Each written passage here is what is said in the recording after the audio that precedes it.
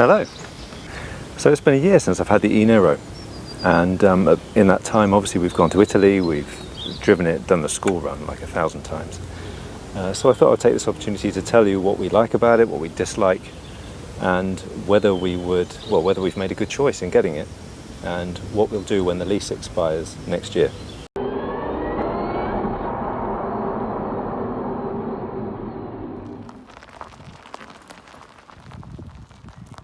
The e-Niro.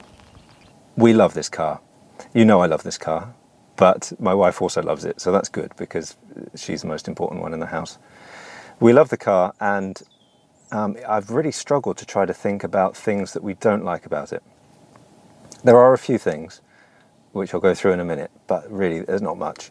This marks the first year of a 2-year lease, and at the end of the next year, of course, I've got to decide what to do.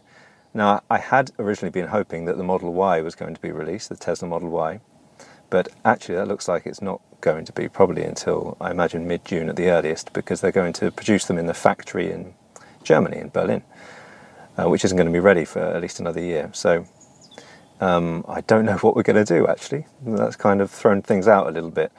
To be honest, I love the car so much, and the Model Y is so expensive that I might even just keep it, or go for the model, the newer trim that has the app. But I'll see. There are going to be so many different EVs on the market. Weirdly, the Volvo actually is probably the one that we might think about, because I really love the look of it, even though it's just the same old XC40 from before. But it looks I like the look of it. It's cool. And Volvo, I like everything they're doing at the moment. So that's that. So that's what's happening in a year. In other words, no idea what's happening in a year. But for now, here's the e-Niro. And I just want to start by saying we love it. I smile every time I drive it. Even the thousands of school trips we do, it's always a pleasure. What can I say about it, really, that you don't already know? The sport mode is fantastic. Put it in sport mode, and it drives like a rocket. Well, okay, so it's not a Tesla rocket, is it? But, you know, it drives like a rocket, and that's just very cool. Boy racers can get stuck at the lights when you zoom past. It's all fun stuff, that. So the e-Niro is not a cheap car. It's still it's about 35,000, isn't it?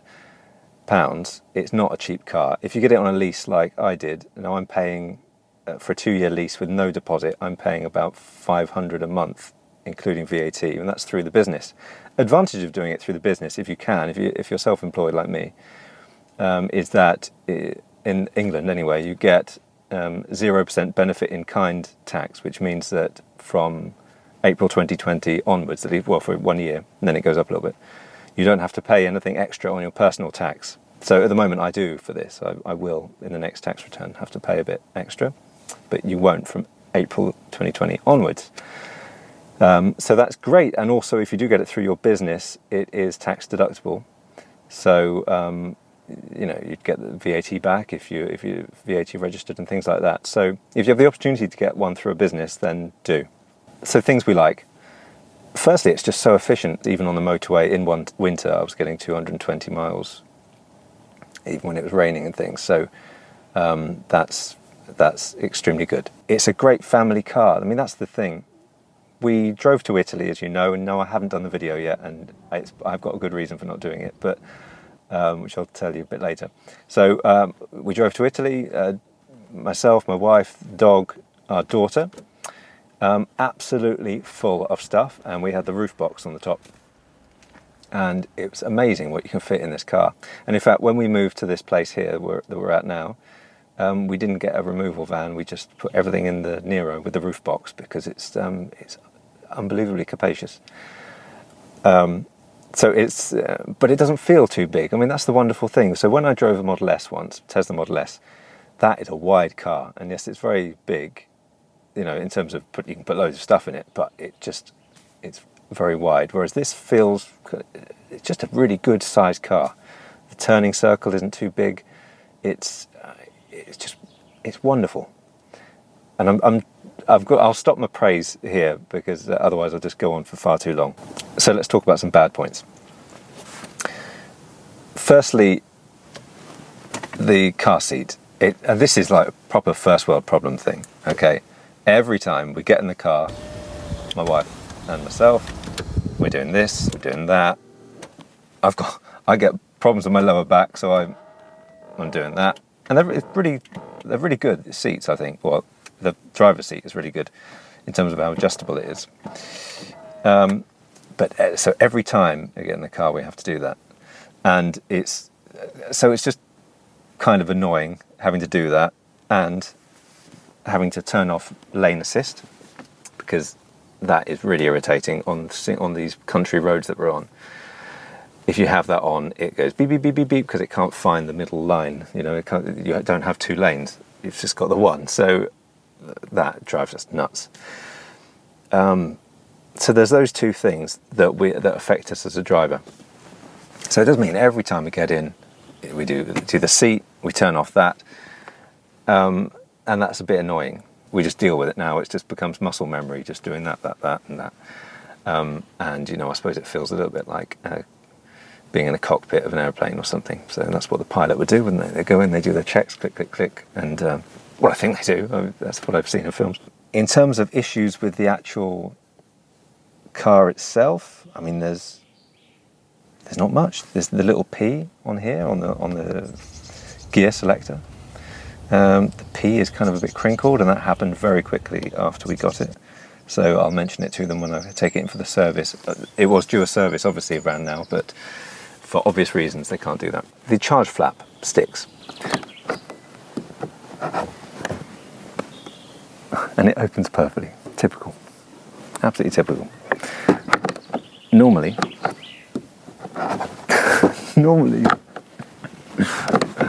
that doesn't work properly. It's absolutely fine now, isn't it? It's absolutely fine. It's typical.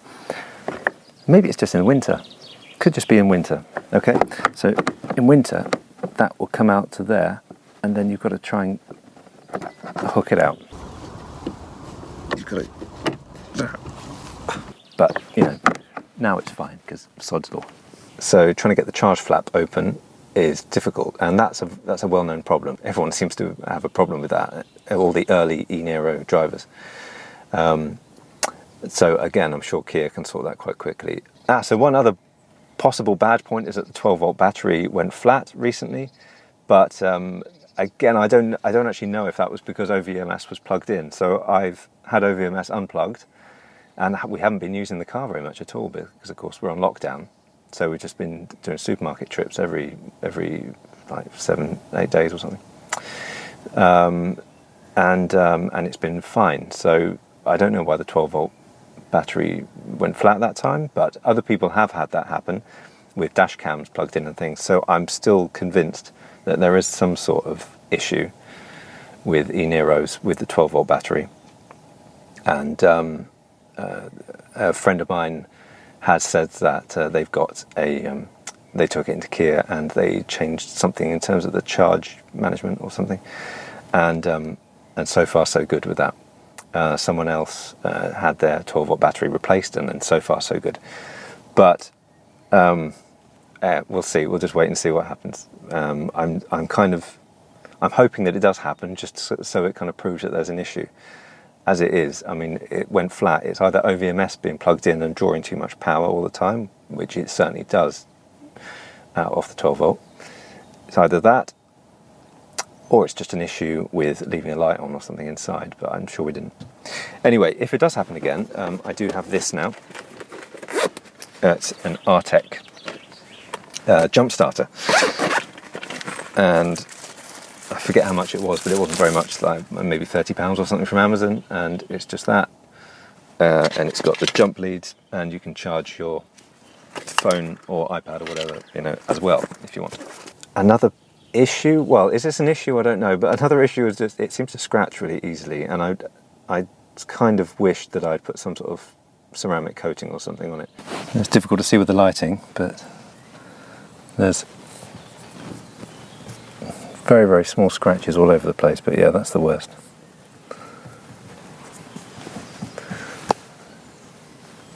Might just need some T-cut on there. But yeah, the paint does seem a little bit thin. Because as I said, we live well, in fact, we drive through the country to get to my daughter's school, and they invariably you find a car coming the other way. You're forced into the side. There's barely enough room for one car, let alone two cars, and you get scratched on the side of the car. So it's kind of all on the passenger side, really, and that's a shame, especially because this is a leased car. So I don't feel like, I'm just going to feel a bit guilty when I hand it back. But I'm sure they're used to it. The alloys are still fine, so that's something. The seats in the back, the seat belts, are really annoying to try and put in. And I don't know, I've not heard anyone else talk about this, so maybe it's just an issue with us. But we found this a lot when we go into Italy, that we're just struggling to find the seatbelt clicker thing. It takes a little bit of movement. It doesn't pull out properly. So let me just show you the seatbelt situation. Strange being in the back because I spend so little time here. So,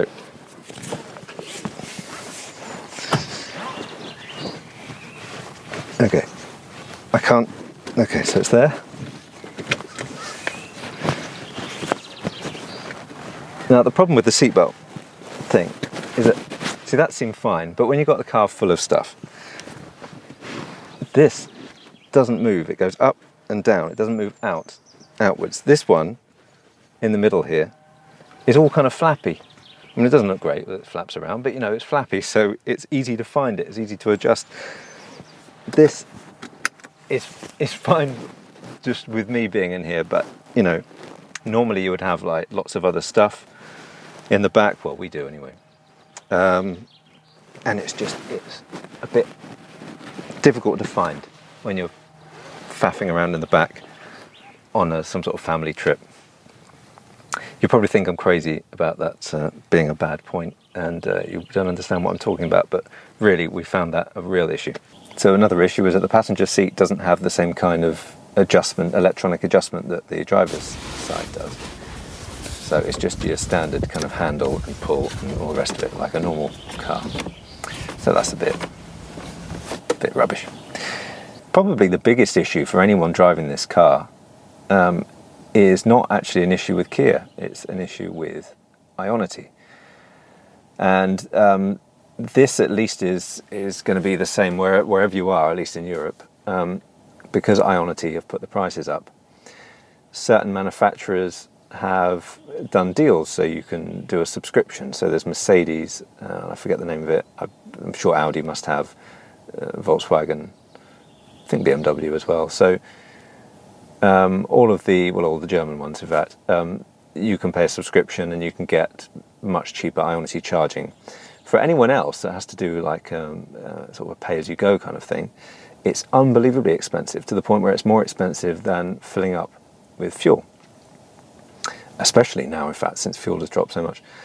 And that is a real shame, because in the unedited video that you will see at some point when I finish it, of Italy, Ionity was wonderful.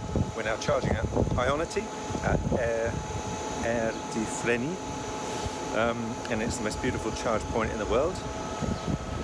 But you would pay €8 or £8, and you would get fast speeds, and it was easy to find, pretty reliable, and so it's a real shame they've done it. I understand the reason they've done it, and people have gone on about this a lot,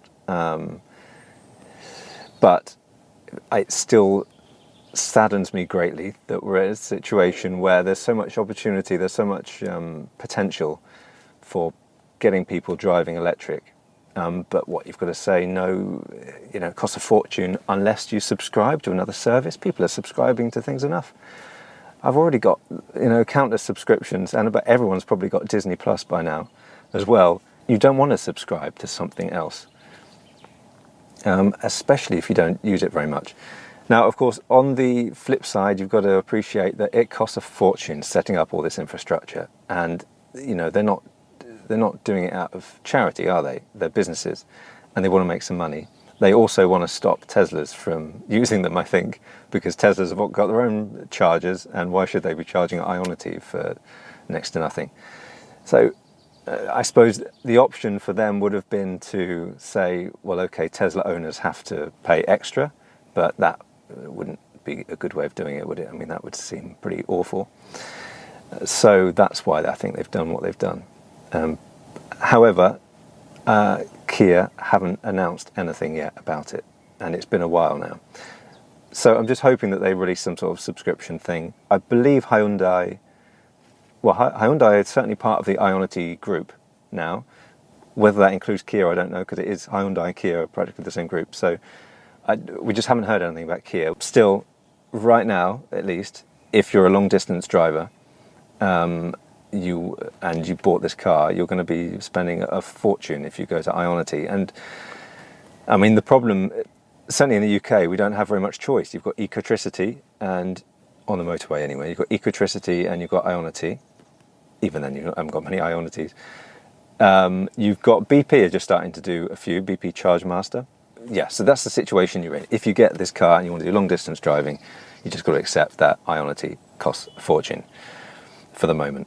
Let's hope that all changes soon. So that's it. They're the bad points. They're the bad points. It's and everyone that I've spoken to loves their e-Niro. Not, I mean, you can't really fault it. It comes down to, especially the new version, because of course the new one has the app. This one doesn't. The new one has the app, and it has the LED lights. And I've gone through all this in another video. So having the app and setting the preconditioning, setting the heating before you get to the car, that's all good stuff. To be honest, I've not missed it, partly because we've had a relatively mild winter, but also because it heats up so quickly, this car.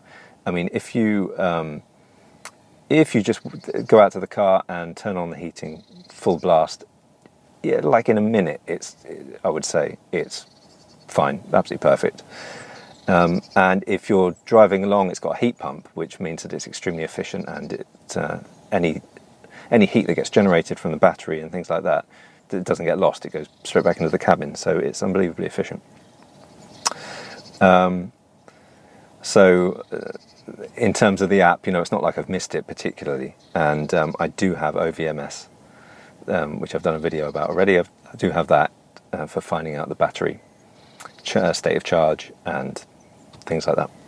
That's all I have to say about it. After a year of having the e-Niro, we still love it. I still can't imagine getting any other car. It's still the best car on the market, I think. And I'm saying best car on the market, not best EV on the market, because frankly, I'm not even considering any other cars.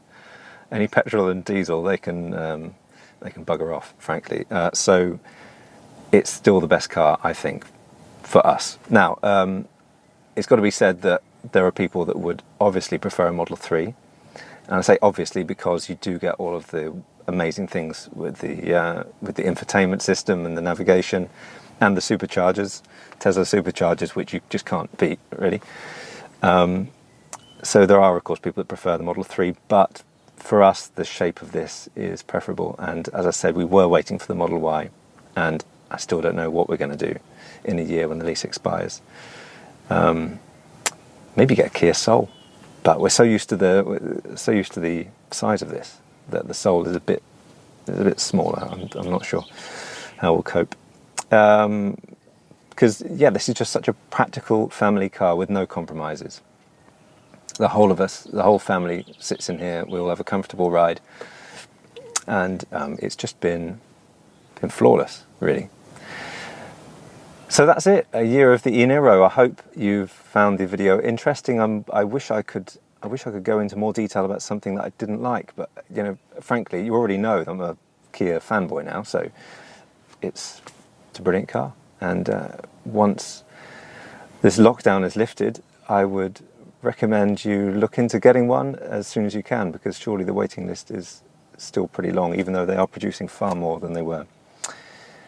So thank you very much for watching. I alluded earlier to something that I was working on, and that was the reason I couldn't finish the Italian video. The Italian video, and I've got 4 others in the pipeline, I will still do, but I've been working on a website. And it's should I tell you about it, or should I make it a secret? I'll make it a secret. Going live, I imagine, in a couple of weeks or something like that. So what I would say is follow me on Twitter, and I'll let you know when it's released. It will be in a beta version, so there'll be bits of it that probably don't work properly, but I'm pretty excited about it. I think it's kind of cool. So anyway, that's enough of that little tease. Thank you very much for watching, and I do hope that you're safe and well, and I will be back very soon with another video and that website I was telling you about. So thanks again, and bye for now.